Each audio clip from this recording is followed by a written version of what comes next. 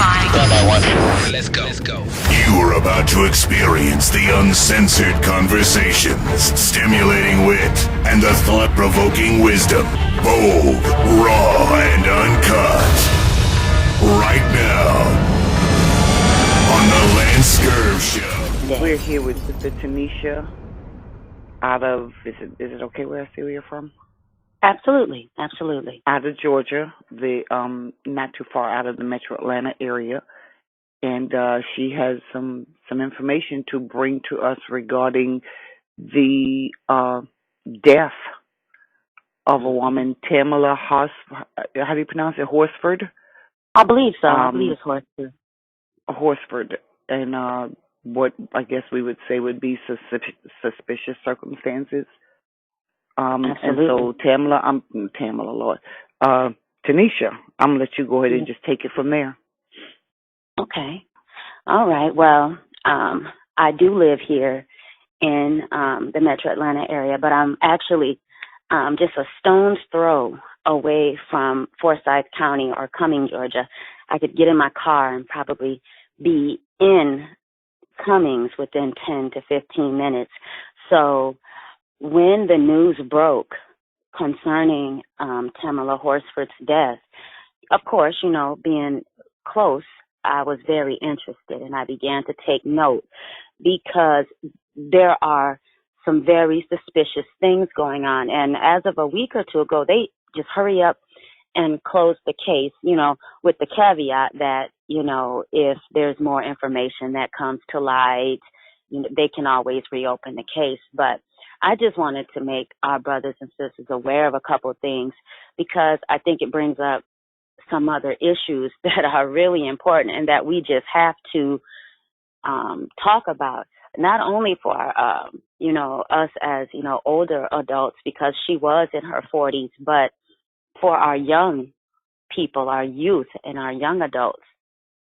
So basically, I'll just give you a brief overview of what has been talked about in the papers, and also what the hum is down here in this area. So, and a weekend in November of 2018, our sister Tamala Horsford went to a football mom's party. As far as I know, there were 7 other women besides herself and 3 men.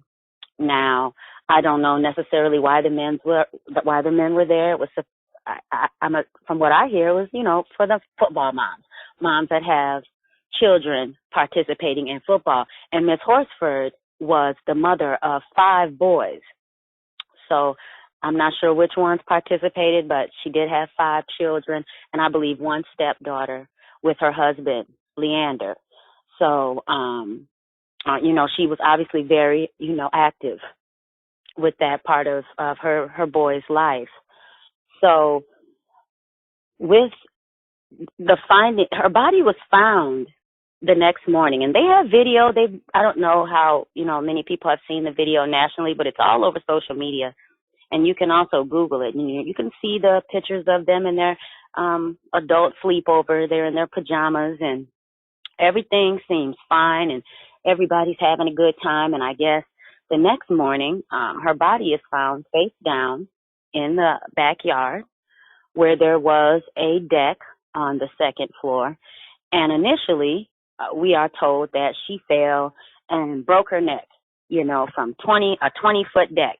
And you couldn't really tell from the pictures of the house how long of a drop that would have been.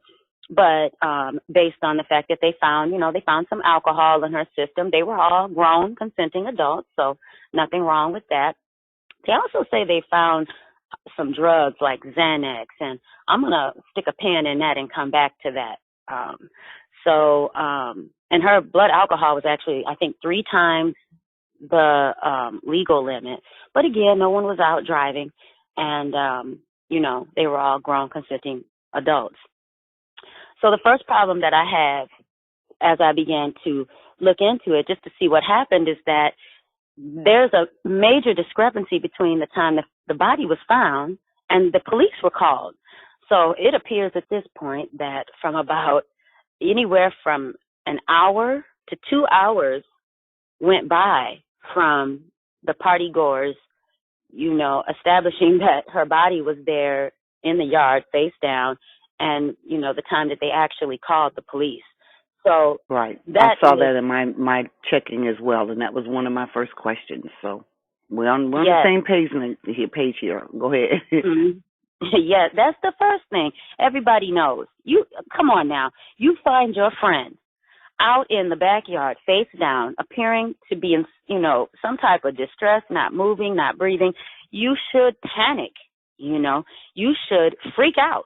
I know I would. Right. I can only imagine the pandemonium, that would have ensued trying to get her medical attention and see, how we could help her and getting the police there as quickly as possible. So right away, that's an issue to me, and that's an issue to the people that live down here. Nobody thinks that makes sense because, again, you should have been in a complete state of panic and, oh, my goodness, my friend is out here. And by all accounts, these were her friends. Now, it's important to note right here that she was the only black woman at this party. Everybody else was white.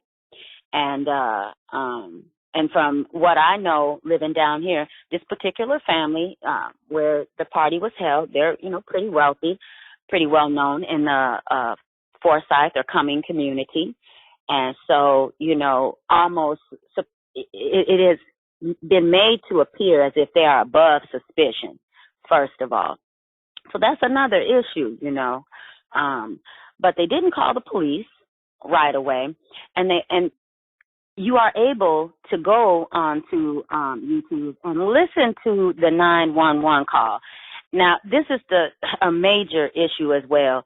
During the 911 call that comes, anywhere from an hour to 2 hours after she is discovered by the party goers, they call, and again, if you listen to that 911 call, listen to it repeatedly. First of all, there's two people talking. First, it seems that the aunt is talking on the phone of the homeowner, and she's very confused, as if she, doesn't know how to answer the operator's questions. And then a gentleman takes the phone from her, and it gets even more bizarre because the 911 operator is asking very pointed questions about what's going on with Tamala, and he's not even addressing those, questions appropriately. And so, since I don't want to take up a lot of time, I'm not going to go into specifics, but if you have a moment, it would be worth your while to take a listen. I believe there's a YouTube video, Amber Loves Mystery, where she really delves into that 911 call and how bizarre and weird the 911 call is on so many different levels. If I didn't know any better, and I'm not saying this isn't true, I would be led to believe it sounded as if the 911 operator was anticipating this call. It was just one of the weirdest 911 calls that I've ever heard. And there was never an immediate request for emergency services. Where is their, panicked plea for the ambulance and the fire department to come and assess, if she is indeed deceased? Because you'll listen to the 911 call and they say, well, it appears she's deceased. I think she's dead. She's not breathing, but they still have her on her face down. That's another issue. You wouldn't turn your friend over to see if she is breathing. Now, I can understand not moving someone, but it's going to be hard to breathe on your face anyway, correct? Right. So I think you may need to turn them over just to, assess if they're breathing. And the fact that nobody is making a big deal about this is very concerning to the Black community down here in Georgia. And we are really doing our best to keep a light, shining on this particular case, because the final nail in the coffin, for me, is the fact that one of the gentlemen that was at this party works for Forsyth County Courthouse, and he is a pretrial services officer, and he has been fired because they found him rifling through the information and accessing information concerning this case, where he was a witness. Now the Forsyth County Police are saying, well, this isn't, illegal, but it goes against their ethics. So that's why he was fired. Now I'm confused why that's not illegal to do something like that, to use your power and position to access information that you're not supposed to. But okay, whatever. It must not be a specific law on the books, I guess. So according to Forsyth County Police, it is okay to use your official position for personal business? Am I understanding that's what you're saying? That's exactly what I'm saying, and you can look this up. This is right there in the 11 Alive or on the Atlanta Journal-Constitution website, the newspaper for most of Metro Atlanta. They say quite clearly that he will not face any criminal charges, but that he was relieved of his position at the courthouse. Okay, I haven't heard it, but I will share this. I actually, for many years, was a peace officer post-certified in the state of Georgia. And I'm going back to that. And there and anywhere else that I know, the officers are certified in whichever capacity, whether it's probation, sheriff, deputy, whatever your title. Right. You have an obligation to uphold the credibility of the department for which you're assigned, or to which you're assigned, and you have a direct ban or prohibition, if you will, from using departmental information, departmental resources, departmental computers, cell phones, etc., for your personal gain. That's just across the board. So unless Georgia or Forsyth County has enacted some other law that I don't know about, and I've not researched it, but unless there's something else that I don't know about, that's pretty standard across the board. You cannot use your position or any resources associated with your position for personal gain. And personal gain would be looking at the information in the ongoing investigation that you happen to be a witness or a direct party to. That's very clearly a conflict of interest. Absolutely. Go ahead. I'm sorry. I had to put that out there. I'm glad you did, because again, I don't necessarily have that, type of experience, but I know just as a lay person, a common citizen, it didn't sound right, and it seemed like something that you could be prosecuted for. You would be in any other capacity. Let me say that. In any other job where you use your power and position to obtain information. And then I guess what really makes what Mr. Barrera did really makes it look suspicious is the fact that he then takes that information and disseminates it to the other people that were involved in this particular situation. And there's even rumors down here that he was attacking or kind of, quote unquote, stalking Miss Horsford's best friend, who is, quite rightfully so, on a campaign to get justice for her friend, to the extent that they have sued this friend, whose name I'm not going to say because I believe that she is in the right. I will say Mr. Barrera's name, the pretrial services officer that used his power and position to get this, information about the case where he was a witness. But the friend of Miss Horsford, who has been campaigning for justice to be done and for the investigation to be thorough, has been sued twice already by the family where the death occurred. And the judge has thrown it out twice because obviously there is a reason for Miss Horsford's best friend to have major concerns, Now, let's talk about Miss Horsford's injuries. Now, remember I said that initially on the 911 call, they say that she fell from a deck about 20 feet, right? Right. Well, that Can you pencil that? Can you pencil that? Because I had some thoughts, and trust me, I've not done any research to the level that you have. I just did a quick little Google search, and so many things just glaring back at me. That 911 call, I did hear the call, and what I did not hear was panic. I didn't hear fear. I didn't hear a case of pandemonium, of chaos, of all the things you would No. expect in a circumstance like this. What I did hear was, I guess what you could say, a very clear attempt to set the narrative and the scenario for how this is going to play out. Yes. Oh, well, you know what? I think you hit it on Because the if head. everybody's drunk and sleep and high and everything, because they partied overnight, so everyone's out cold, if no one knows what happened, how can you try to surmise what happened and share that with 911? It would seem to me you would call and say, hey, my friend is here in the yard. She's face down. She's not moving. Can you send an ambulance? 911 says, okay, we'll check Immediately. and see if she's breathing and, kind of, Hmm. maybe do some little triage or something like that. Okay, hold on a Right. second. Let me get over here and let me do it.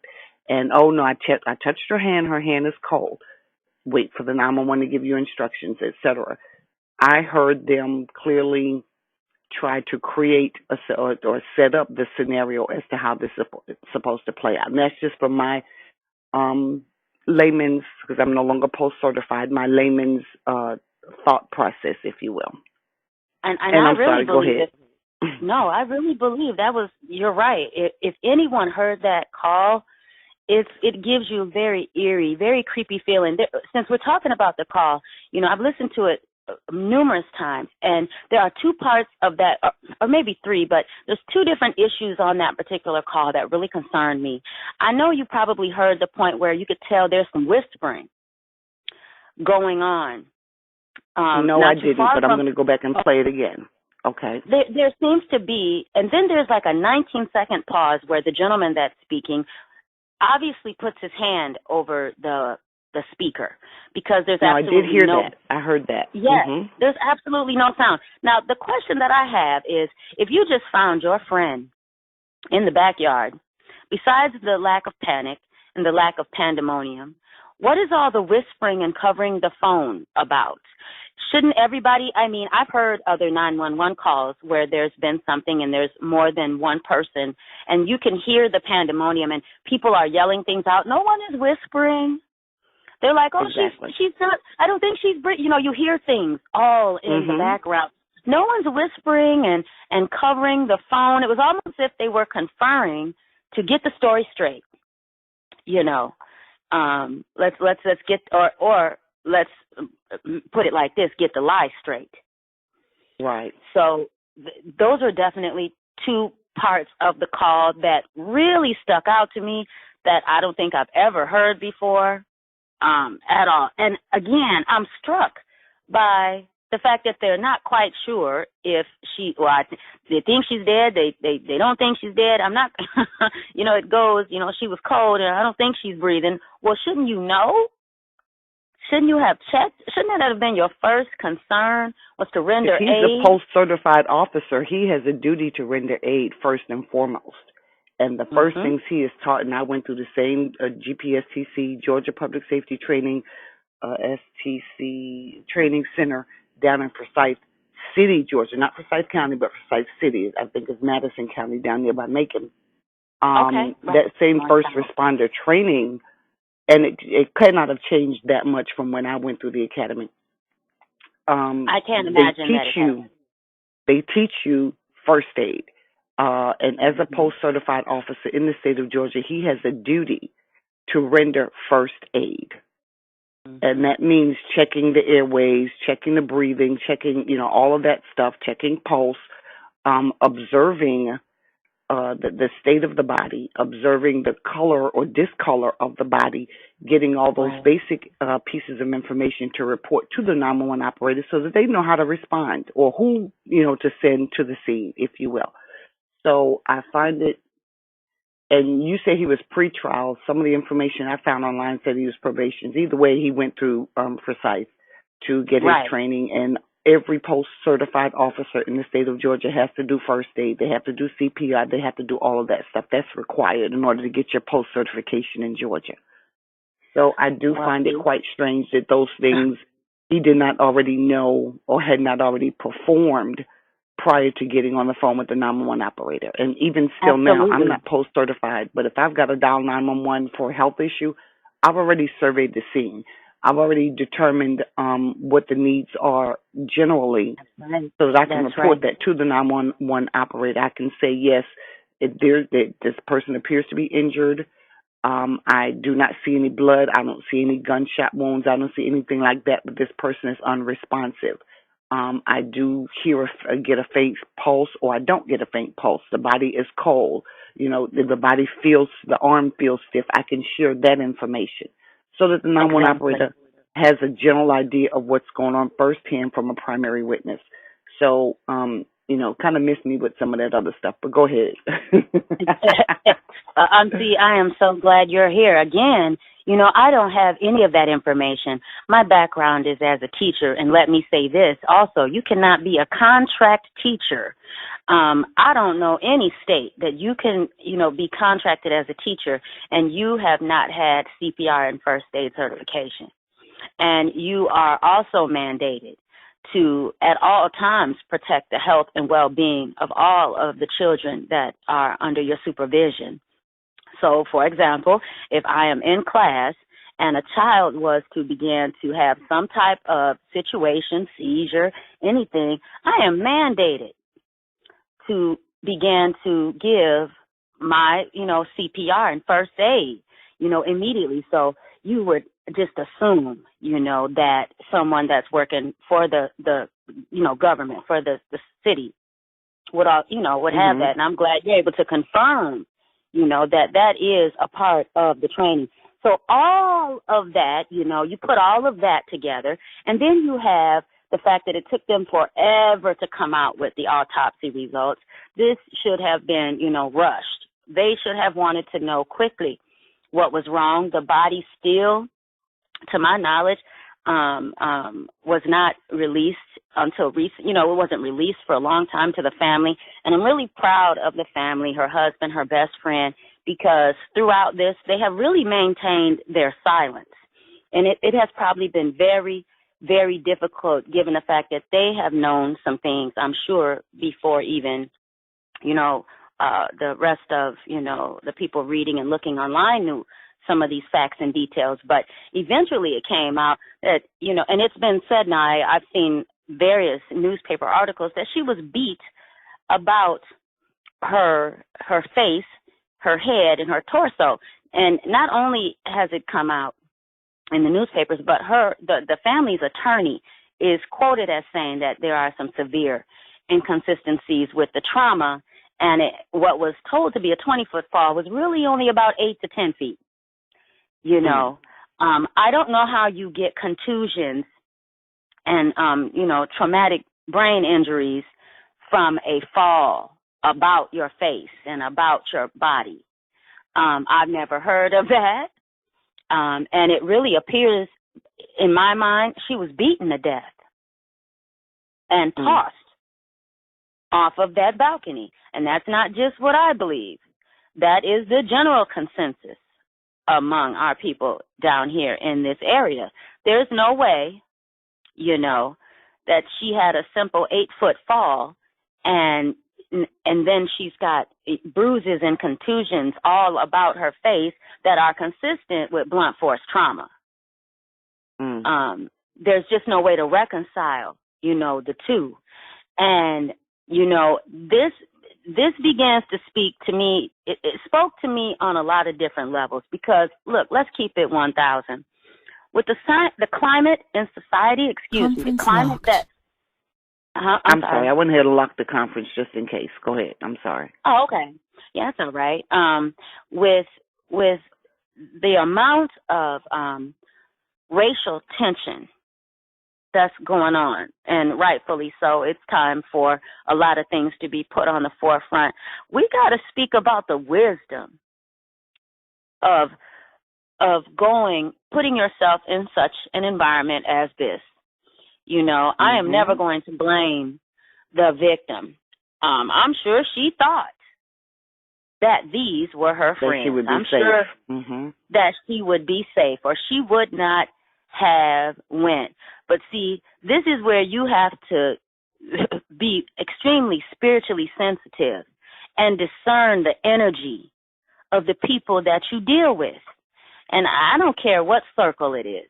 I don't care if it's at work or in whatever, religious institution you might attend, or it is so important to be spiritually discerning of people's energy, because obviously somebody knows. There was only adults at this get together, this overnight party. Somebody knows what happened. And I can say that with a surety because nobody would wait for an hour or two to call the police after finding a body face down in their backyard.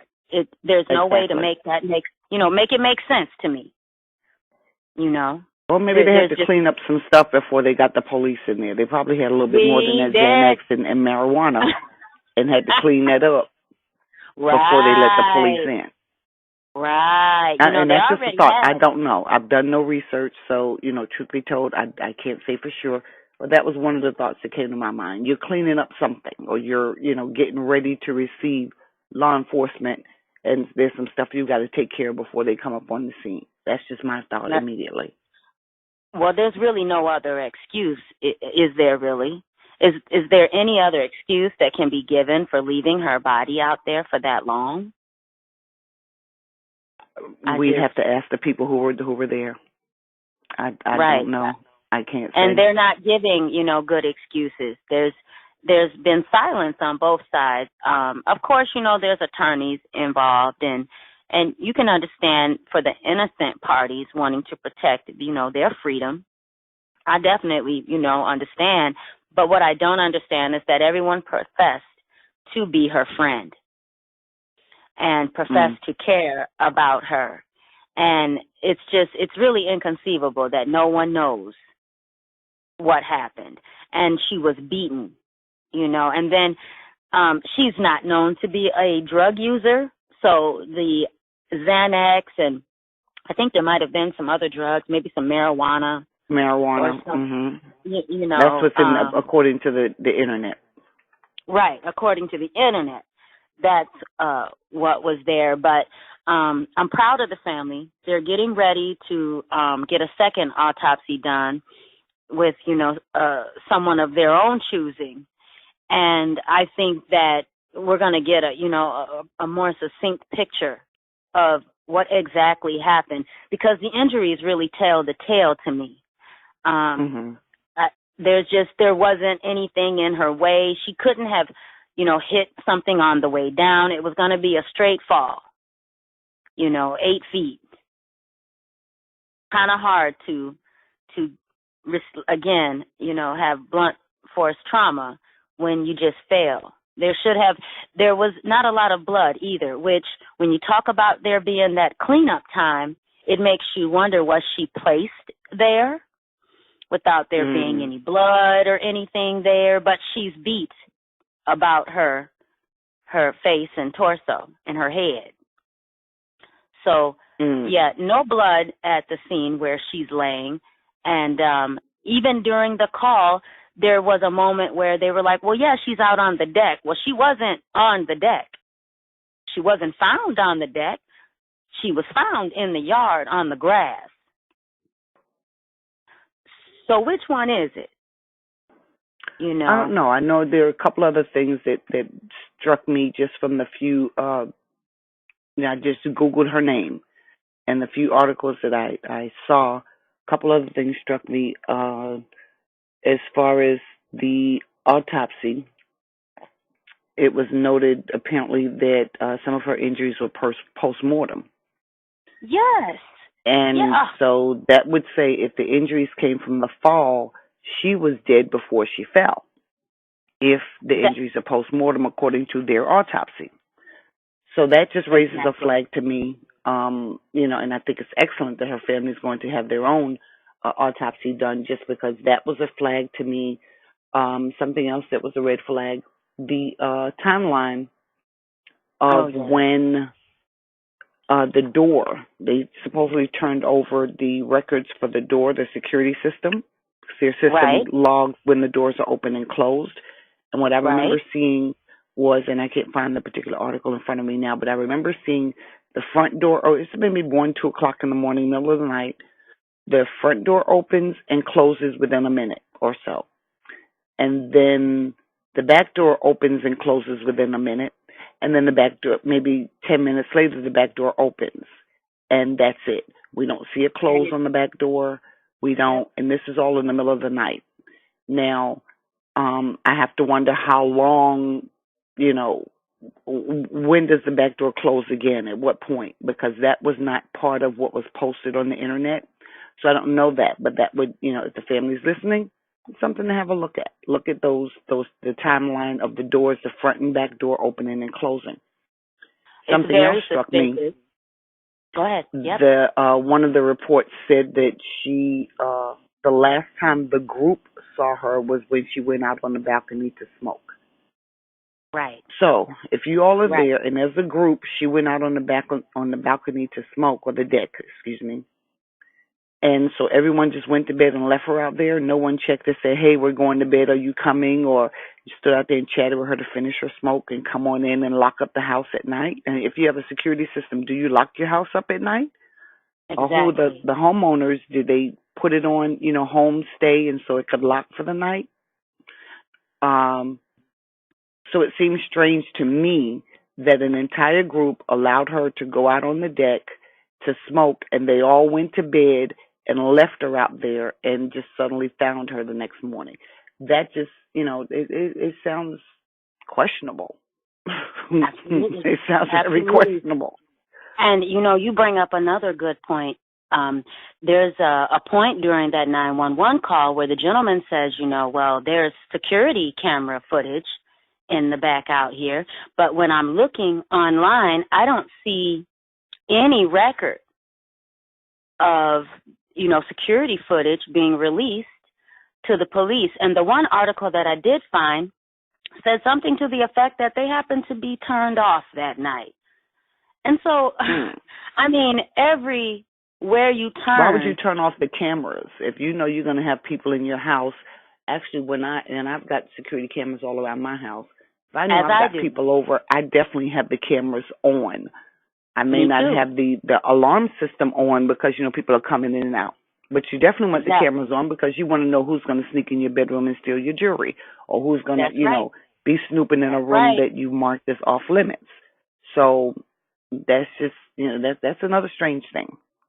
Extremely, extremely strange. I don't think that there are any good answers for these questions, and I just really wanted to bring this to the attention of as many people as possible, that that we keep the discussion going, because we have to start taking, I want to say more responsibility, especially as women, as Black women, for our personal safety. Okay. Okay. Mhm. And there are so many women Black women coming up missing, just poof into thin air, or being found dead in extremely suspicious circumstances. And it was, this, or it was that, or they probably just ran away. And so many times, like this time, it's not even plausible. It doesn't even make sense. This is not making sense. So, you know what I wonder? I wonder, we've made it a point to specify she had Xanax and THC in her system, and that she had rolling papers and marijuana in the bag that she brought to the house. They even provided the tequila bottle that she brought. So here's my question. Of the other 8 guests or 9 guests, however many were there, do we know what was in their blood system? Did we do a tox report on them? Well, it hasn't been released, I'll tell you that. Did we check their bags? Did we check their property to see if they had rolling papers and marijuana? And I only say that because we're focusing on what one would consider negative, or the alibis, the excuses to explain away her death is what we're doing. And we're not looking at the people who were around her and seeing, is it possible that someone else had some Xanax and some THC in their system and it caused them to do something that they ordinarily would not have done? That's a very good point. I'm just raising it because I think, and that's one thing that happens too often The person who is the victim, in whatever the circumstance, gets the blame. Their life gets That's right. dragged through the mud. Their entire That's history right. gets dragged through the mud. For all we know, this could have been her first time. You know, she's got 5 kids and she's running school, drop off, pick up. She's dealing with a husband. She's dealing with a home. She's probably got some dogs at the house, who knows, whatever else. This was her woosah Exactly. time. And it could have been for the Exactly. very first time in her life. She said, okay, you know what? We'll be safe around these people. I'm going to go ahead and do it. I'm 40 now. I'm going to do it. And so she Right. got the marijuana and bought the rolling papers and said, okay, I'm going to try it. We don't know that that was a lifestyle for her. So to put it out there the way it's been put out is, you know, quite disturbing to me, because what it does is it tries to paint a picture of the type of person she was. It also tries to minimize her life and her value and her importance as a person by having Right. all of this, these drugs, the THC, the Xanax, and the marijuana. All of it, it tries to paint a picture as if she's beneath the rest of the world. So y'all, it's not that big of a deal that she's gone. You know, she just got too drunk and too high, and that's expected when you do these kinds of things. So let's just go ahead and move on with it. That's the picture that it paints to me. And And although I know different, I would venture to say mhm. that maybe the picture, the goal of painting the picture overall for other people to see. And that's what happens with victims. In any kind of situation, the victim is Yes, it always does. painted so negatively, so badly, anything that you can show to make them look bad, while nothing is being done to check the potential perpetrators. And that's what makes that even more tragic is the fact that that victim is not here to defend themselves. To defend You herself, know, exactly. right? She's not here to say, like you said, well, this was actually my first time, and I didn't even take that much. You know, we cannot hear her side of the story. Now, two other things. You know, as I talk, more and more comes back to my memory. Right when the police got there that morning, when they had finally, you know, been called, there were only Hmm. 4 people that were still there. So I have a So some people question. had left the scene. They had Hmm. left the scene. No one said, where's Tamala? I wanted to say bye to Tamala. Good Out of point. all, you know, there was what, 7, 8, 11 people. So 4 people, you know, including Miss Horsford, were left there. And no one wanted to say goodbye to her. No one wanted to give her a hug goodbye, tell her, see you Friday at the football game or anything like that. Right. Interesting. And no one looked out the back windows, right? No one saw her laying, you know. Now, had she been on the deck, like someone, I believe, the gentleman might have slipped up and said, Hmm. they might not have seen her by looking out of the back window. She would have been right directly underneath them. But her body was found way in the middle of the yard. Hmm. So again, so these people, That's you a know, you don't leap. get up in the morning That's and not look a out the fall. window. That's a leap. Yeah, that's what someone else said. Right. She didn't fall. She took a Superman leap. Exactly. And from the top of the railing, too. So she climbed up, but she's inebriated. Let's not forget this part. She's extremely inebriated by what we've been told. We don't know that to be truth, and I don't even know if I believe it. And she manages to climb up onto the railing and do a Superman leap when she's smiling and dancing at this party in the footage that they have of the night before, and by, you know, seemingly having a great time. So she does not look suicidal in the least. There's no indication of that she had any depression or so why would she climb up inebriated? And you know how difficult it is to move around if you've had just a little too much wine. Okay. So Hmm. with that, you know, cocktail or combination, she should have been extremely unsteady. And I Hmm. would, you know, say way too unsteady to have climbed up on the rail and then leaped out into the middle of the yard. that it just, again, it's not plausible. But that was interesting to me that all those people were gone and no one thought to say goodbye or ask, did she leave or anything like that. That's really odd. It doesn't make sense. So there's just Well, so now, many what's things. the climate of the area? You're in Forsyth County, Georgia. Forsyth County, Georgia. Both sides. What's the climate there? I remember when I lived in Atlanta many years ago. I know Forsyth had a reputation back then of being the den of, a certain organization that likes to ride with white sheets on their head. So I don't know, is that still the case or has that changed some? Oh no. We have down here in Georgia what we call some sundown towns. And our people, we know what that means. That means, you better not be caught there after sundown. Okay. That's right. And unfortunately, whether, anybody wants to admit it or not, I live right down here, like I said, a stone's throw away from Cumming, Georgia. And it's definitely has the same type of atmosphere.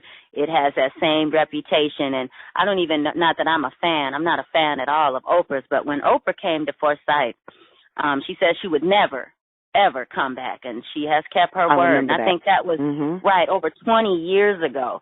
Exactly. Where she said, oh, no, I will never again go to Forsyth County, Georgia.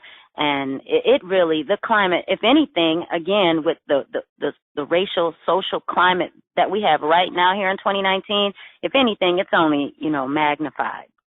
I would definitely say that you would want to be careful in certain parts of Forsyth, for sure, if it's getting dark, and unfortunately, that's not the only county that has that reputation down here in Georgia. So, we've got a couple other ones that, as Black people, we warn one another, especially when we know someone is not from Georgia. We say, hey, you be careful now when you are in, Forsyth County. You make sure you do your business and you come on up out of there. Come on up out of there. Come on up out of there. Come on up out of there and get back to where you're safe, because it is known as a sundown town.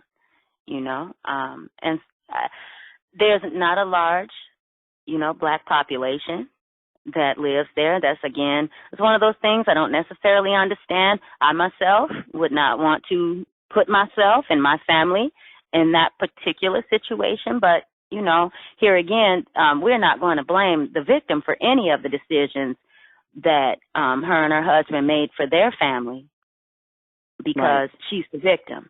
What we want to know, as the Black community down here in Georgia, here in Forsyth and Gwinnett County, is what happened. What happened to this beautiful sister? I mean, beautiful, radiant smiles. If you look on, the internet, I saw just a beautiful woman. Oh, wasn't she beautiful? I mean, yes. If anything, I'm going to throw this out here.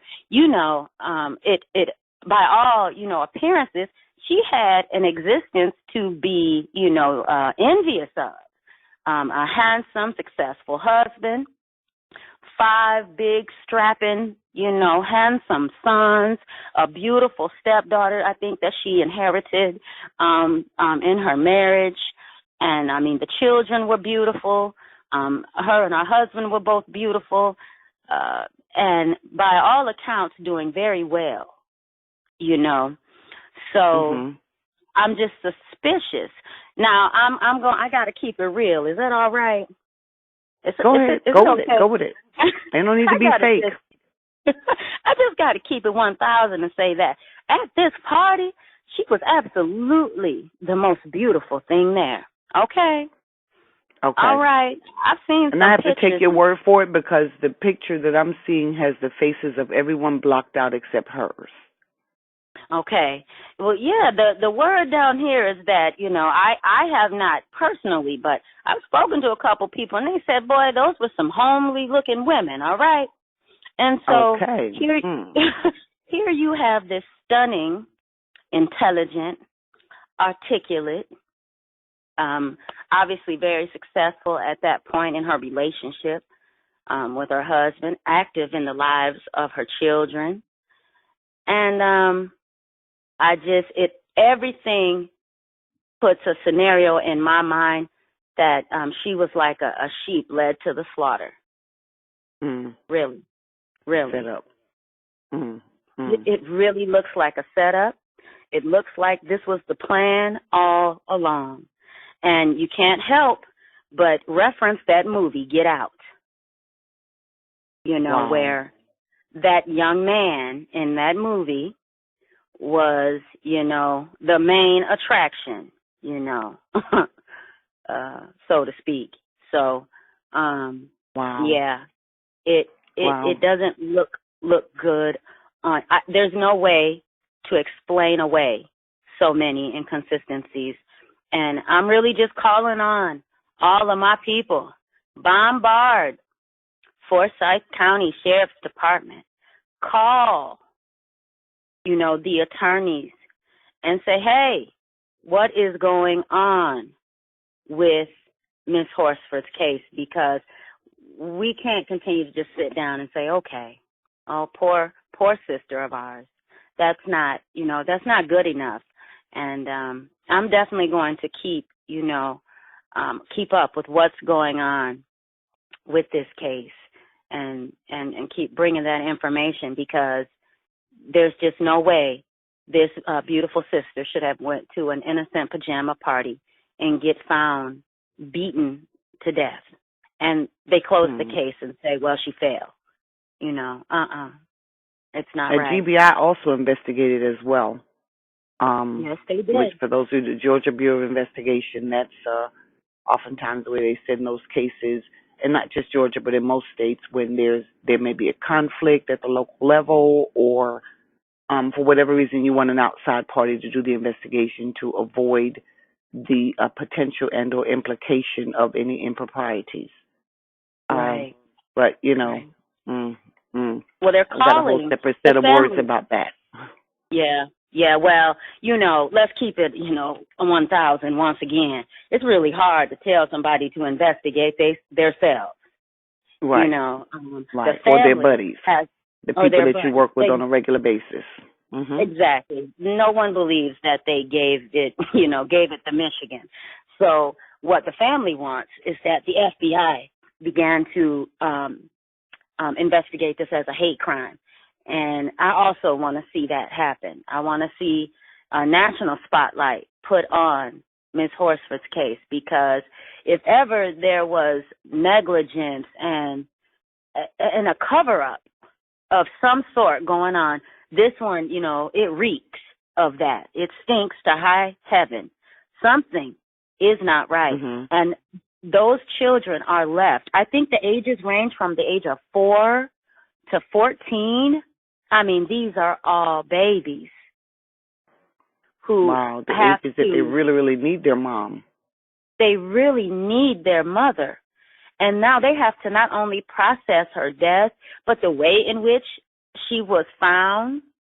That's not right. Those children deserve that. Her husband, I can't even imagine the devastation, that he is feeling.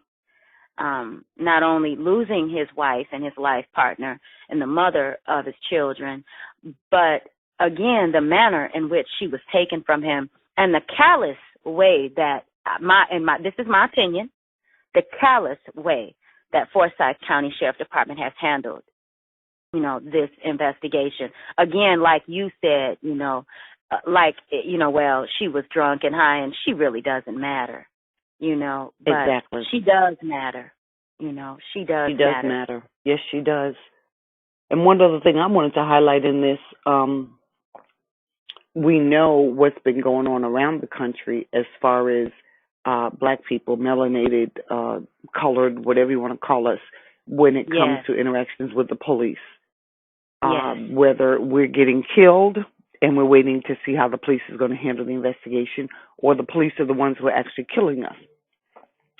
The point I want to bring out is we still give the police too much credit.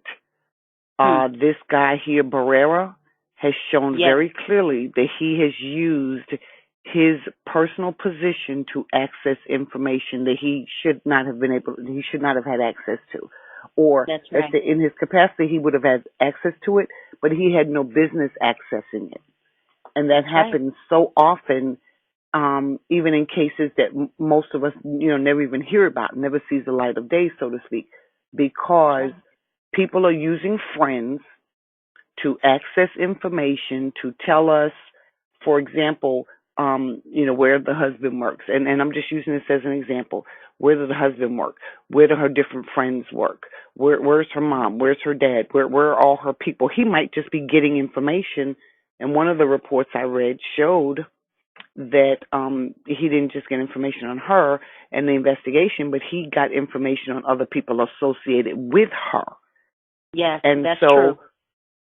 so that being the case, we still put too much confidence in the police system, and we sit back too much and say, let's let justice, go through the process. When we see very clearly, proof positive, B.L. Carter is not crazy, hadn't been crazy for the last 30 years. B.L. Carter has been saying all this time that people have access to this data and they're using it, they're manipulating it, they're obtaining information inappropriately and using it to their advantage so that whatever the circumstances does not come out fair. They're That's right. using it to gain an unfair advantage over a situation. Even if it means this guy just looked at it and said, well, okay, the husband works from 8 to 2. So if we're going to do anything, we need to do it so that it coincides with the appropriate hours that we need him not to be around or we want him to be around, or, whatever the case may be. And this is Right. hindsight. This is after the murder. Yeah, and oh, wow. And I just first said it, murder. I didn't call it a death. I called it a murder. All right. This is after Well, her body is found and, in the cover-up part of it yes. is what I'm thinking at this point. So it's a bit troublesome to me that we continue to believe that just because an officer says something that makes it so. Just Well, I because, want to. Yeah. Go ahead. No, Go ahead. Well, I was going to say, just because someone holds a position and says something, that doesn't make it so. We That's see right. now that it's quite clear that there was some collusion, if you will. If you That's what find it the looks body like. at 7 something and it takes 2 hours to dial 911, there's some sort of collusion going on. Yes. And the mere fact, go ahead, go, because I'm getting a little. You're upset. Yes, the more you think about it and the more you talk about it, you start to go, this is ridiculous. Now, I find it, and I swear, the nosy investigator in me, I wish I could have a crack at that house because they have put that house up for sale. Look at that. Oh, I'm really? talking about, oh, yes.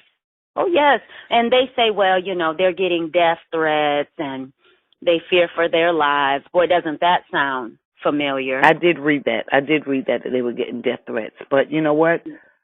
How about those who get death threats and nothing is done? That's right. And this might be a little different. Well, no, it's not different because how many women or men, but primarily women, are stalked by exes right. or just deranged men that are fixated on them for whatever reason and are stalked left and right. They don't get to put their house on the market and go somewhere. And the That's police right. dismiss the women when the women go file reports. Oh, no, well, here's a Xanax. Take it and go home. Or once right. you go, you have a drink and, go home and go to bed. They dismiss her. They do. And, They do. just the mere fact of someone being stalked is in and of itself, you can almost say that's a death threat because it gets to the point where you feel like your safety is in jeopardy, in imminent danger. And so how is it believable for them and you take a stalking victim and it's not believable for them? I know, right? So quickly they were allowed to do so. There's no telling if they will relocate right there in Forsyth County. I would, bet a pretty penny they will not. But I tell you one thing, if that family is listening and ever comes across this video, I would hope it would be soon, because I would get in that house and I would tear up them floorboards, honey, and I would be looking for blood. Oh, yes, I'd be looking for Tamala's blood. I would be in cracks and corners.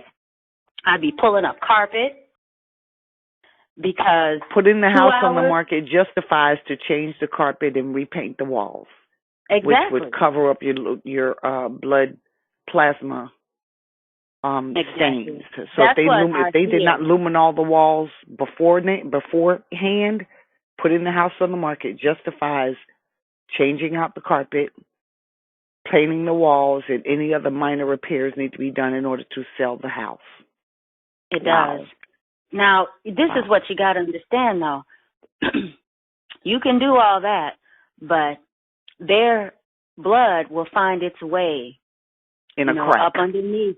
I tell you, I wish that the family would get a private investigator, somebody to go in there and tear up that new carpet, and tear it up and look underneath and make sure, because that's just another suspicious nugget of information that... Well, I tell you, if her life had as much value as maybe value of Becky's, the police would have already done that. Oh, of course. But let's look at the stats. Carpets. Well, let's look at the stats now. The stats bear out one thing. Crimes against Black women and children have the lowest prosecution rates, and even when prosecuted, there's the lowest amount of jail time given.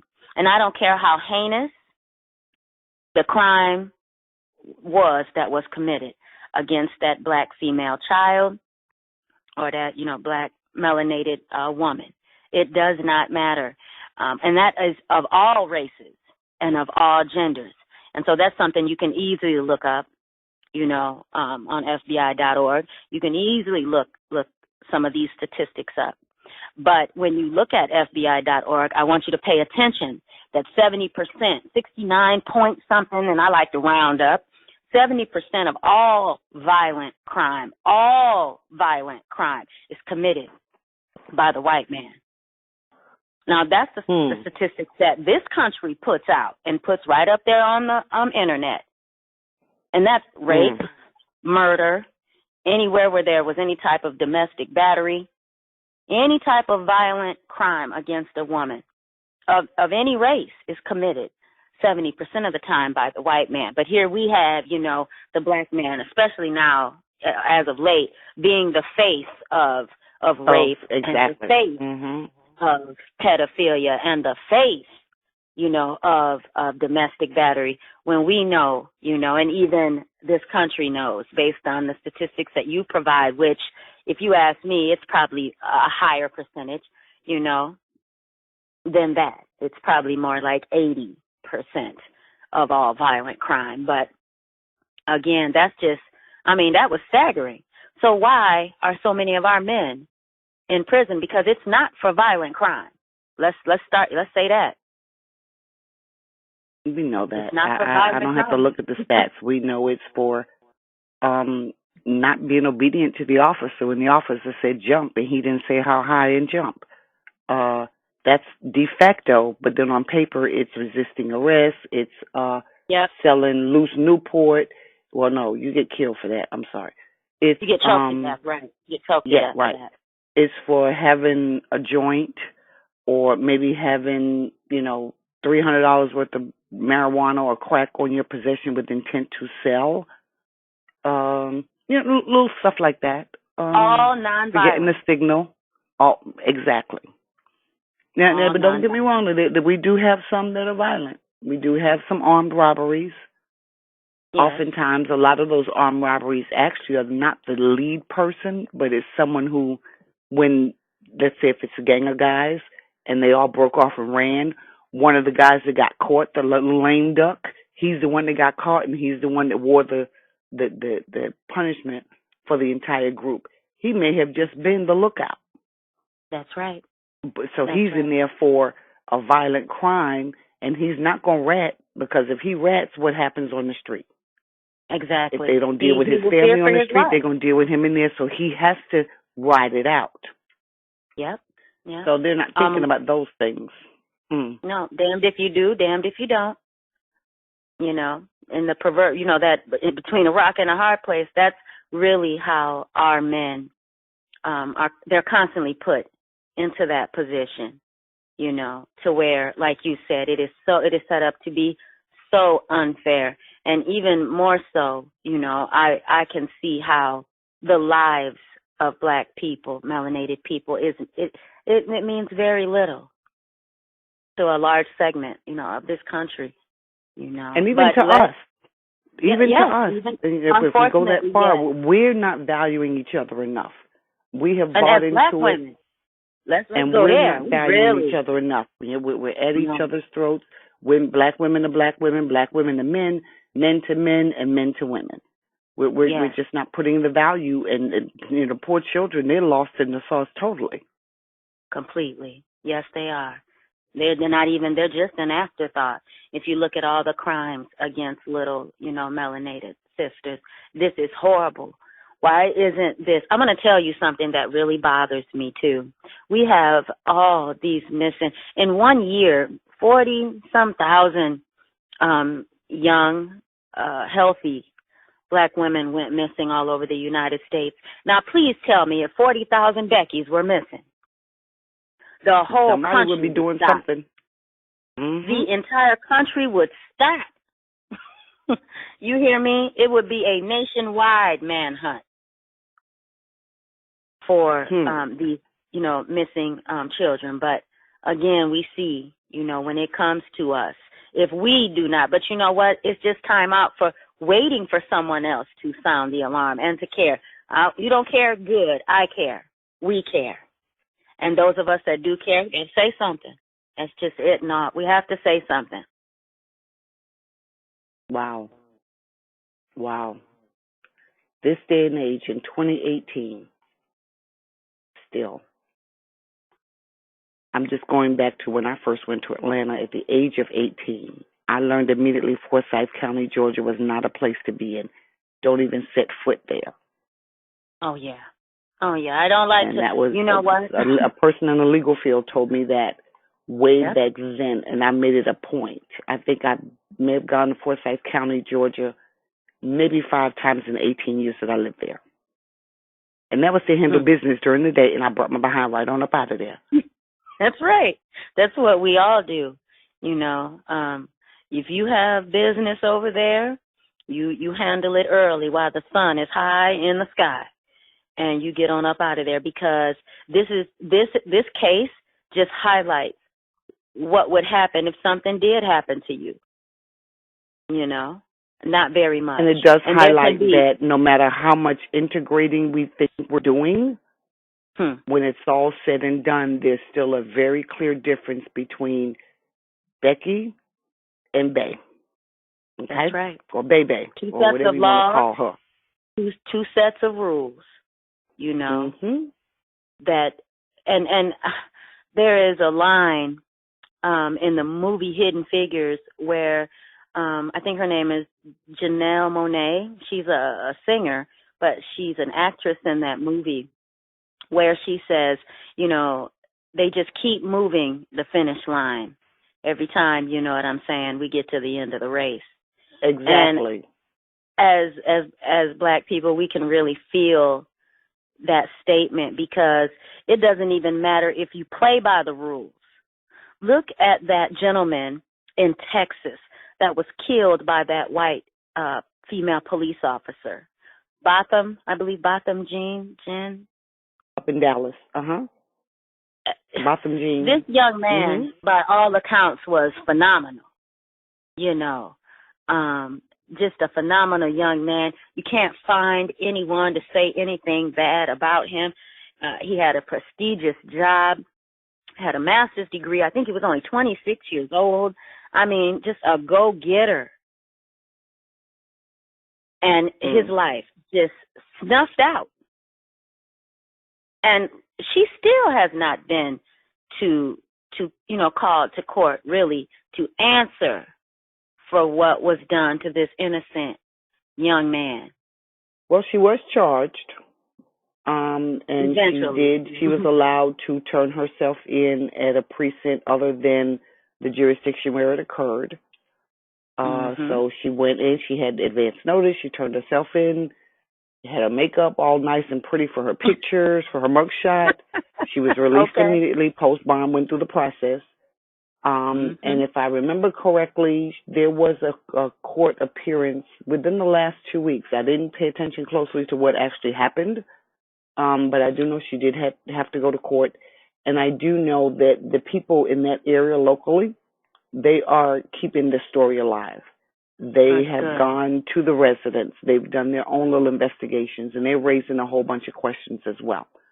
They Because really the are. family They're is, doing a great the job. family's not here.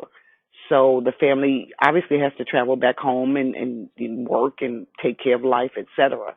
So, but the people on the ground in the area are doing a great job with trying to be abreast with the different things that are going on. But, let's just be mindful. It is still Texas. It is. It is It is. still Texas. And Mm. I live in Texas. And Okay. I That's can just great. tell you firsthand, it is still Texas. And it ain't too far from Forsyth County, Georgia. Okay. Okay. One of the Well, main differences I see here in Texas between here and there is in Texas I can walk with my long arms, my shotgun or my rifle or whatever it is on my shoulder, properly secured, properly unloaded or whatever the case may be, right. if I'm Well, licensed to carry. You that can't is do that one in good. Georgia. No, you cannot. You have to have a permit. That's the big difference that I see. Wow. That is the big That's the difference. only difference. I won't say only difference. I'm sure there's more. I think the homes actually housing the homes here are a little higher than they were in the Atlanta area. Little things like that. Um, but as far as race relations, I don't see any difference. Don't see a difference. A lot of people, in my opinion, are fooled into thinking that there's a difference. But when that's what you live and breathe and know and been trained to see, there's no difference. So There really isn't. There really isn't. There really isn't. There isn't. it's There's just no like difference. I don't know if it was you I was telling, Sandra Bland was killed. Excuse me. She committed suicide uh in the jail cell, which is where she was is between Dallas and Houston. And Dallas is north of Houston, so where she was is in between Dallas and Houston. And then another gentleman just here recently, a couple months ago, happened to commit suicide in the exact same manner in that exact same cell. Hmm. And that gentleman, actually, as it turns out, had stabbed his supervisor at work. Black male, supervisor's a white male. Supervisor's son is a police officer in those same parts. Now, this Wow. black male was allowed to leave the job and go home. The police went to go get him at home. Now, at work, there was a confrontation, there was a fight, there was a stabbing, etc. And this black male was allowed to leave the scene and go home. The police went through all the proper channels, and they went and they arrested him. No injury, no incident. Got him back to the jail. Had him checked by medical. Medical said, he was fine. I'm sure there were some injuries on him, but he was fine. He didn't need anything major. He did not need a suicide watch. He wasn't in any kind of danger like that. He was in there, and he actually, I think the news report showed a very clear timeline of his activities the night before he died. Hmm. And then within 3 hours of the last time they saw him, he was dead. But I think 10, 11 o'clock that night before, he was up playing cards or playing games or whatever in the day room, interacting with the officers and interacting with other inmates or detainees, whatever you want to call them. Just happy-go-lucky, everything's fine. Just, ride the process out. It is what it is. And then he comes up dead. It's He just was too many hung. instances. Oh, yes. And then yes. his body was transported past a number of hospitals all the way into Houston. Wow. Yeah. Yeah. So, then the story was, I'd say, buried because it wasn't on the front page of any of the papers, the major Right. newspapers at least. It was buried in the back somewhere, and you have to really go look for it. Well, the media is complicit in the Mhm. cover-ups of the crimes that happen against our people. They are absolutely complicit. I don't believe anything that the media, if they say left, I say, well, it must have been right because Mhm. because we know they just do not expose the treatment that our people receive here in the United States. And it's crazy because we are held to such a high standard when there's been so many documentaries on TV about R. Kelly and Michael. It's ad nauseum, okay? Because we all know that there are much bigger fish to fry when it comes to the mistreatment of women in the entertainment industry. That's another issue. We could just go all day. But again, our people are always made the face of everything that is, bad. That's negative. Mhm. That's negative. That's a better word. That's negative. Whatever it is. One of the reasons I believe that you don't see the concern for black women in particular that you see for Becky is, Becky is portrayed as this pure, innocent, naive, poor thing, damsel in distress, while our sisters, strong, independent, we don't need no help, don't need anybody. And I don't know who told them that. Exactly. Who told you that? Who told you that? And we won't even discuss how entertainment portrays them. Are you going to even get a movie role or a role in a video if you don't strip butt naked? Or get on your knees somewhere, or something in the along those bathroom lines. in the back? Mhm. Are you even going to get there? So, the media's portrayal of black women is not one of intelligence and women, of virtue. Wow. It is more of we are a loose group of women, just a bunch of video vixens, waiting to be discovered, I guess. That's all I see. That's all that my daughters have grown up seeing. And I had to often say to them, pay attention to how they are portraying you as young black women. Pay attention to this, and it's affecting their psyche, to the point where, if you don't look like one of, Nicki Minaj, who we know has had plastic surgery from head to toe, which is astonishing. I don't know if anyone has ever seen her pictures before all the surgery. She was absolutely beautiful. Was she? Okay. Absolutely well, I don't know. beautiful. You know what? I don't keep up with too much of it anyway. So. Oh yeah, my daughters show me. They're in their early 20s, and I mean, what a beautiful young woman she was. Very well proportioned. There was no need for any surgical intervention, And so this whole, idea of what a black woman is, it really does play into how we are treated when crimes are committed against us. Wow. We've got a lot of work to do. We have a lot of work to do. We've got so much work to do on ourselves. Why don't we on start each by other. And I'm loving thinking one the black another? community. That you know what? Good point. What about loving each other? What about calling a truce? Hey, really? black brother, I've dogged you out for the last 20 years. Right, wrong, indifferent. I'm sorry. Will you and you're forgive still my me? brother. Can we stop the fight now and try to work together from here going forward? Hey, sister, I've abused you. I've sexed you as much as I could and walked away. I've taken from you everything I could, right, Mhm. wrong, or indifferent. It wasn't your fight. That was my fight that I projected onto you, sister. Same thing to the man. I projected my fight onto you. I call a truce.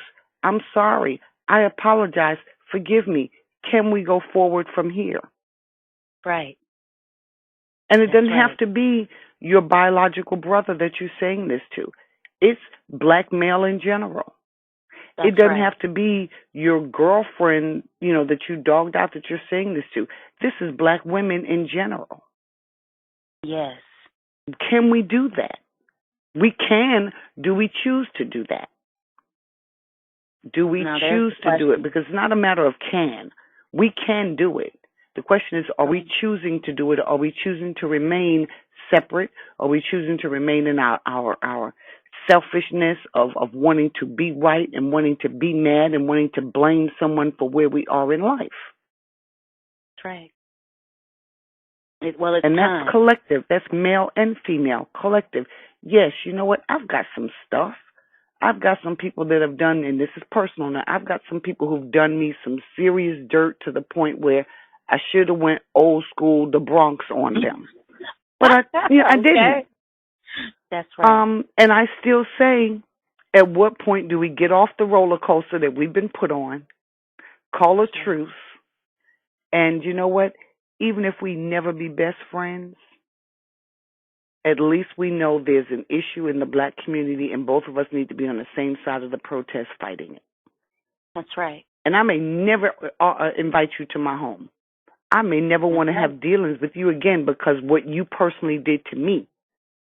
However, if I see you sitting on the train track with a rope got you tied down, if I've got enough clearance, yeah, I'm gonna come cut that rope and get you off of there. That's right. At what point do we get there? At what point do we get to where we love each other enough to save each other? And then we go back to not being the best of friends after we've saved them. Well, I tell you one thing. We are at, critical mass right now. And we have got to make the decision to do it right now. We really don't have any more time to be in our emotions and to be in our feelings because the survival of our people is at stake. It's at stake. Our It's really babies just, are watching how we interact with each other. yes, Do they we are. not realize that what when we were growing up was to do as I say, not as I do? Bull. We know those babies are going to do everything they see you do. And when they Everything. see you disregard your mother, your wife, your sister, you That's don't think right. your son is going to grow up to disregard his mother, his wife, and his sister? That's right. And baby girl and sister girl, when your daughter sees you talk to your husband like he's less than a man, or That's tell right. your husband sit down and you go out and you make the money and let the husband sit down on his behind, you don't think she's going to wind up at some point in her life taking care of a grown-ass man laying there because she saw you do it That's right. and come up with some justification for it? These kids are going to do what they see us do. That's right. And we hold a responsibility, to show them a better way. I tell my daughters all the time, I have to admit, I'm in my 40s now, and I really feel like my generation of mothers, we really dropped the ball. And I think it's time that Mm. we acknowledge that we dropped the ball. We dropped the ball. We did not teach our daughters so many things. We were too busy. And I'm not saying maybe necessarily me per se, but I have to Right. say I get we it. because these are all we are sisters. And some are our aunties, and we're supposed to be our mothers. Remember Big Mama? What happened to Exactly. Big Mama? Mhm. You cut up. Somebody tell Big Mama you are in trouble. You hear me? Mhm. That has been lost. Now Big Mama is in the club, chasing her a young thing. She a cougar. And I'm like, what is going Oh. on? Oh. No. You had to go Who there is because that was on my teaching mind yesterday. who's teaching our young women to be women? Who is teaching them? If mama in the club and grandmama and big mama, what's happening with the young generation of mothers that are just becoming mothers and trying to figure out how to navigate in this world as Black women? No, what they're doing is they're trying to figure out how to drop that baby off on somebody so that they can go hit the club too. Right, and be with mama and grandmama, which it's not funny, but this is a reality. That's the truth. This is the truth. It is not. It is not good enough, to think that by your sex alone you can, keep your husband and keep your relationship healthy. But this generation of women, just listen. This is what they believe. I don't have to be able to be a good cook and a homekeeper and a good mother and a supportive wife. I don't have to have all of those qualities, none of those characteristics, And so we're all off balance, because just as important as sex is, it's so important. Also, those other things and what it means to be a good mother. I'm sorry, but part of the problem with that is men have perpetuated that.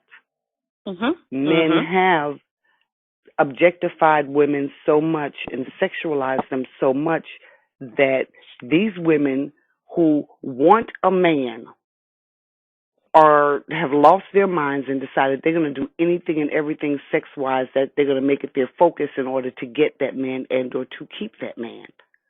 Because the man has not said to the woman, I value your brain more than your coochie.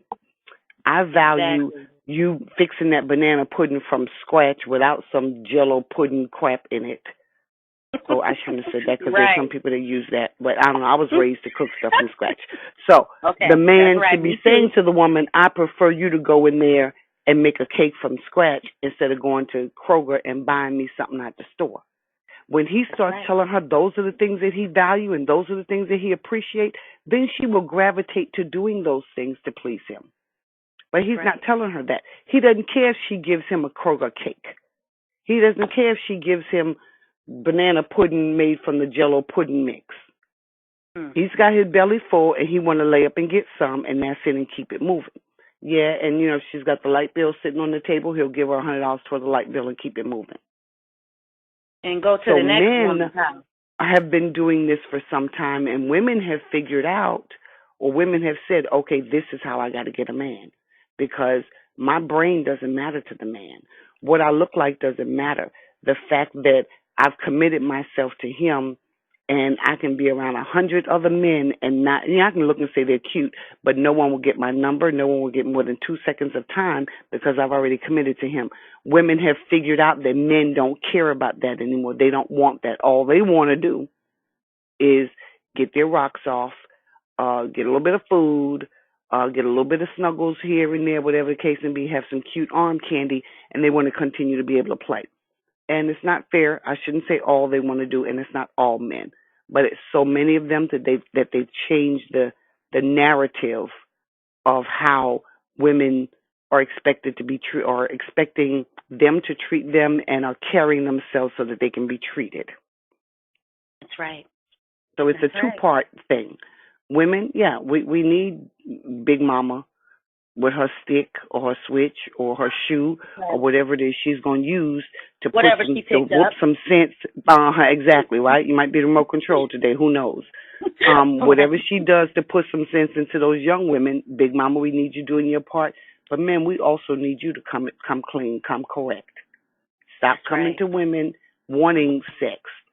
Stop committing to women saying, I want you to be my everything. First of all, you're 20 years old, so you have no idea what everything is. Okay, we'll let you be 30. I want you to be my everything, and as soon as stuff gets rough, you want to cut out and go seek someone. You're bailing, exactly. Mm-hmm. And bailing to other races of women. Let's go there. Melanated women are the least likely to date and marry outside of their race. So if anybody has been 10 toes down faithful, regardless of how we were treated, how we were called bitches and hoes and, objectified, if any race of woman has been faithful through it all. It's been the black woman. It's been the black woman, and we are to be commended because it is because of that faithfulness that our people are still here and that we are still You're right. producing offspring generation after generation. It might have been with Ray Ray off the corner. Okay. Instead of But John working downtown Fifth Avenue somewhere. Okay. Yet and still, though, there is that faithfulness that we have provided. You know, we have provided to our men, and I think it's okay to say it is time to see that same faithfulness from them towards us. Mm-hmm. You know, because say what you want, and I know all mothers were not perfect. I know all grandmothers were not perfect. All aunties. I'm not saying that. But what I'm saying is when everybody else ran away, when daddy ran away, if mama didn't do it, grandmama took over the rearing of the children. Exactly. And if grandmama didn't do it, auntie would take over the rearing of her nieces and nephews. There has been a collective effort by black women in our community to keep our family together and to hold them down as much as possible, you know, and we deserve better than to, you know, like in Miss Horsford's case, be, you know, beaten about the head and face and thrown off a balcony, which is what I believe. I don't know it to be true. I was not there, let me say, but in my heart, I do not believe she took a Superman leap off of the top of that railing. I don't believe that. But see, all of these different, you know, things that are thought about the black woman that we've been speaking about, it has brought about a climate where, you know, like you said, you know, before, like we both said, it's just a black woman. It's just a black girl. Mm-hmm. Who cares? You know, we got to care. It is. That's what's sad. And it's got to stop, and it stops with us. Can't wait on nobody else. We can't wait on another group of people. You know, it has to start with us and within our own selves, which, you know, starts with loving yourself and then being able to love what looks just like you. I put out a dare on one of my videos, and I can't remember which one. I think it's the one titled, get your head out of the sand. No, if we don't get our stuff together, you know, we're doomed, or something along those lines. Lance comes up with these great titles.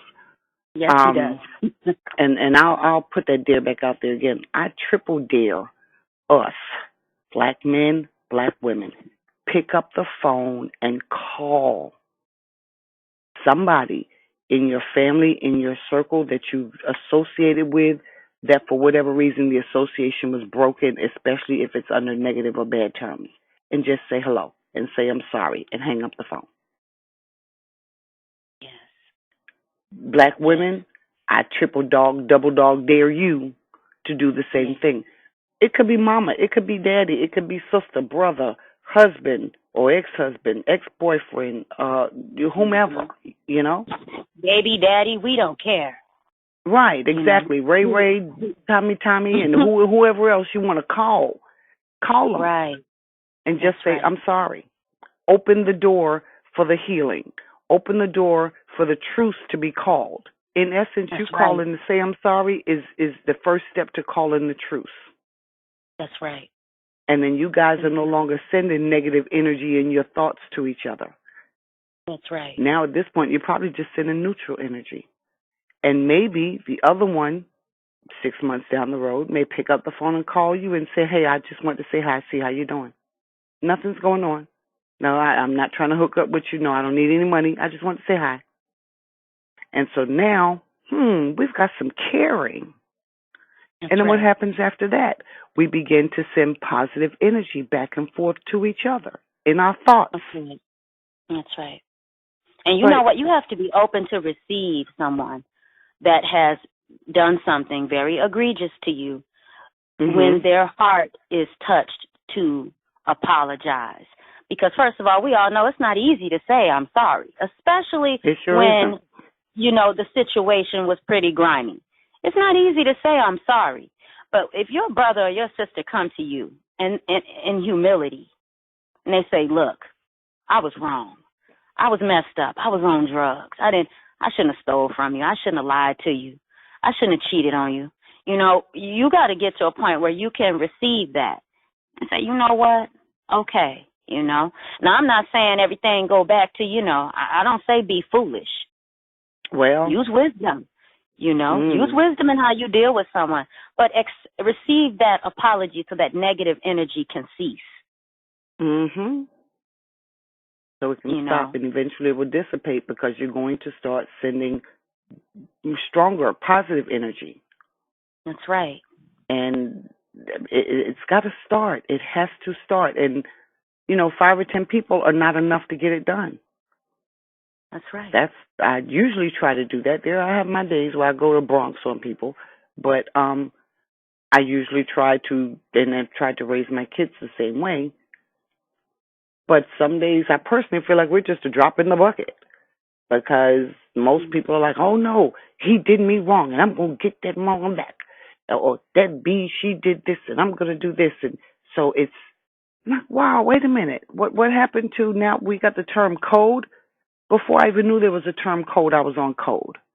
Exactly. So what happened to code? What happened to this is one of your brothers, this is one of your sisters. We know how bad the world is out there for them. You may do me wrong, but we need to handle our stuff internally. We don't need to take it to somebody's courthouse. That's right. To deal with it. We never need to call them in to deal with our stuff. I call it locker room issues. Some issues amongst the black community, amongst the melanated peoples, those are locker room issues, which means if you ain't on the team, you don't need to be in the locker room finding out what play is going, what play is getting ready to be called. I can see that, but we're not doing that. We're not. We're okay. He don't want me no more. That's all right. I got his baby. I'm going right on down there to the courthouse and make him pay. Yep. And then you might try to add 2 or 3 that ain't his on there. Mm-hmm. She did this. She called 911 on me. I'm gonna make her pay. I'm gonna ruin her life now that I got this arrest record. Come on, really? Yes. Think about it. First of all, you laid up with him. You laid up with him. And as my daddy used to tell us from time we were younger, yeah, he's supposed to do. And he, if he doesn't do, that's one thing. But you were woman enough to get it, you be woman enough to raise it. And let him deal with the consequences when that child get 18, 20, and he realized that he's thrown away 18 years that he could have had with his child and he chose not to, that would eat the shit out of him. That's the way my daddy likes to put it. Reality is, woman, you laid up with him. You opened your legs. You got that baby. And yes, he promised to be there, and he ain't. So what? Mama's baby, daddy's maybe. Didn't you hear that? I know you heard that growing up. Mama's baby. So you raise your child, and eventually, at some point in life, before he closes his eyes for the last time, he's going to reach out to you. So you just sit back and you wait. Don't dog him out to the children in the meantime. Don't call them all kinds of dirty dogs and all that other stuff. They see what's going on. That's right. They already see it. But it hurts the child more when you dogging him out. So you raise that child the best you can, and you get whatever support you can to raise that child. And when the time is right, when he has hopefully gotten himself together, he will try to step back in. And he's going to have a hell of a time building a relationship with the child. That's between him and the child because that's the choice he made. But by the same token, boy, you laid up with her too. That's right. By the same token, if we're talking about her calling 911 because you, I don't know, punched her in the face or whatever you did. Well, you know what? You punched her in the face. I don't give a good goddamn what she said to you. That's right. She could have called you all kinds of low lives, all kinds of underneath the jailhouse, underneath she could have called you Satan himself. Mm-hmm. You had no business putting your hands on her. And there's that personal responsibility. You had no business putting your hands on her. Exactly. So we have to, again, that's taking accountability for our role in stuff. That's right. And then trying to stop the roller coaster where it is. Call the truce. Stop sending negative energy. Over time, start sending some positive energy. And again, no, you may not ever get back with baby daddy. That's But right. y'all will get to a point that when your baby is walking down that aisle to get married, the two of y'all can be sitting there in that audience smiling and enjoying it together with your husband and his new wife. And that baby now has 4 parents instead of 2. What happened to working together? Well, we just have lost it. It's almost like we've lost the desire. And, some of that comes from those of us that really have a heart for our people. And you probably can attest to this. So many times our kindness gets taken for a weakness and gets taken advantage of. And, sometimes you get a little empty, where, Right.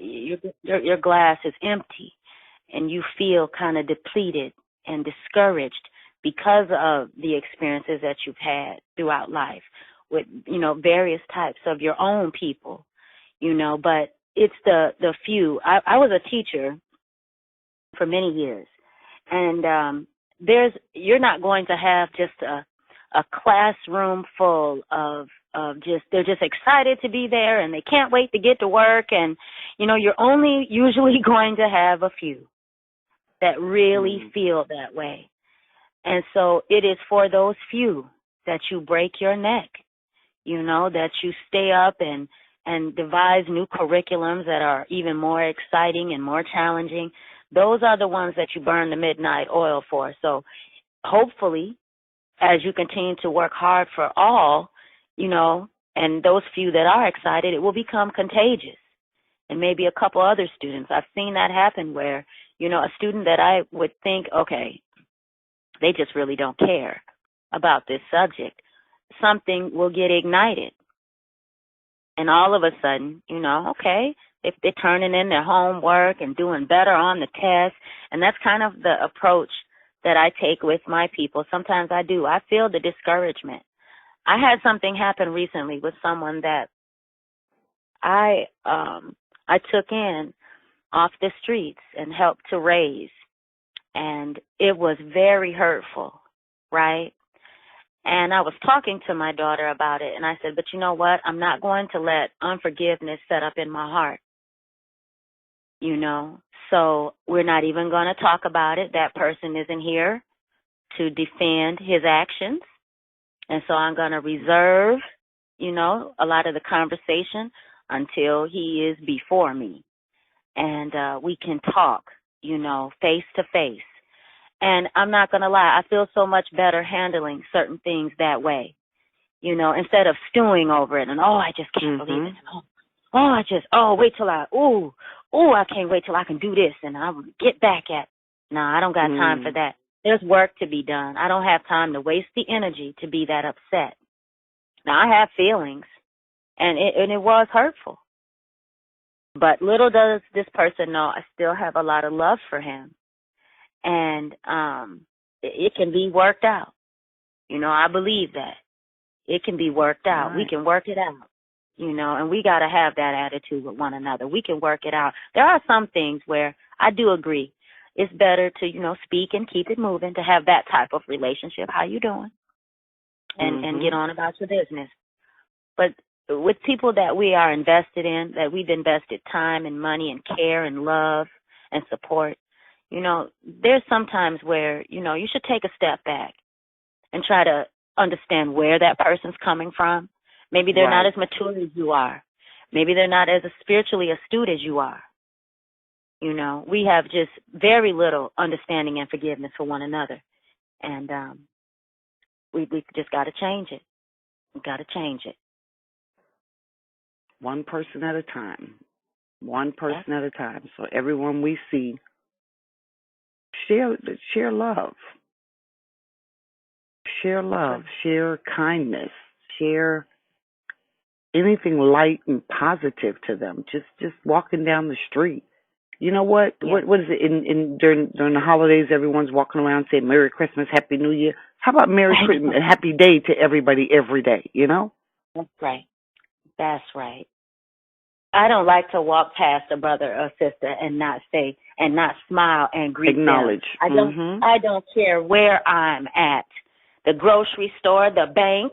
It doesn't matter when I see a brother or a sister. How you doing? That's good. That's all you got to do. Put a smile on your face and acknowledge that they are there. You know, I find that children are looking for it so very often as I'm in the grocery store or at the Walmart or wherever I may be. Little ones, they're looking right in your eyes, our young little princes and princesses. They're just all in your face. They just want you to say hello. And let me go a step further with that. How many of us, and I say us because it's us, period, are 20, 30, 40, and 50, but we're still stuck in a child mindset because of whatever may or may not have happened in our past. So true. So we're speaking to, like you just talked about, speaking to the children. Why can't we speak to those adult children that are walking around here doing 40 hours a week somewhere, but are still really children in adult bodies? They really are. Still wounded from, traumas. If there is, we have to be the most traumatized segment of the population, not only here in the United States, and I'm talking about all over the world. And we have generational trauma that we are carrying with us that has never been addressed. I heard someone say, and it struck me because it was so true. When our people was first, some were already here and some were brought here, and they were being brutalized and raped and traumatized on a regular basis. Women seeing their husbands killed, and husbands seeing their wives raped and killed, and children seeing their parents brutalized. I mean, we just cannot even imagine the amount of trauma that a lot of our ancestors were dealing with. And there were no counselors to say, well, come on now. Let's sit down and help you process, They had to suck it up and keep moving, or they met the same fate. That's right. That's right. And the traumas were, the level of cruelty that, with which a lot of this trauma was perpetrated it's unreal. There was an element of cruelty that put so much fear, and we're still operating out of that. We're still operating out of that fear. Like, I better not help my brother. I bet I'm going to lose my job if I say something. I can't take their side. NASA going to fire me. It's so strange because I did a pod about that actually as well. The same concept of we don't speak up because what's the sacrifice to us? What are we going to lose in the process? Yeah. Yeah, and we were trained. How will we be punished by speaking up for our brother or our sister who's going through whatever it is they're going through? We've got to start. We've got to start, guys. We've got to, and not just start. We have to catapult, because start means we're at one, and we're going to gradually move up. We're so far behind the 8 ball. We need to jump to 6 quick. That's right. I mean, start with roller skates on, moving fast. That's just how far behind the 8 ball we are. Yes, we are. As a people, yes, we are. Well, Sister Tanisha, I am so happy that we had this chat, this conversation. We touched on a lot of things, actually. We started with Miss Tamla, look what you're doing even in your death. You are causing people to have conversation. Not just conversation about your death, but about where we are, about the psychological and social death of our people, of I guess you can call us walking zombies, because we're all walking and a lot of us are dead. Yes. And it's time for us to be revived. And really so, Tamala, your death definitely is not in vain, because it's causing some conversations to be happening. Yes, and I can just say to her, posthumously, I appreciate you for that, if for nothing else. Don't even know her. Yep, neither do I. But her life, did mean something. And the lives of all of our sisters mean something. And we got to start raising our voice and say, that's enough. You're not just going to do stuff to our sisters and nobody says anything.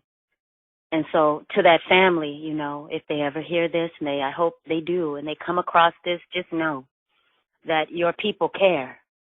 We care. And we're going to keep talking about this until, there is a resolution that the family can accept. That's Right. what we really want. That's what we really want. Justice for Tamala and her family. So thank you so much for letting me, just speak about her situation, and I really appreciated the conversation, that spawned from that. It's always a pleasure. Yes, yes, ma'am. Yes, you're awesome, sister. You can go. We can have some good.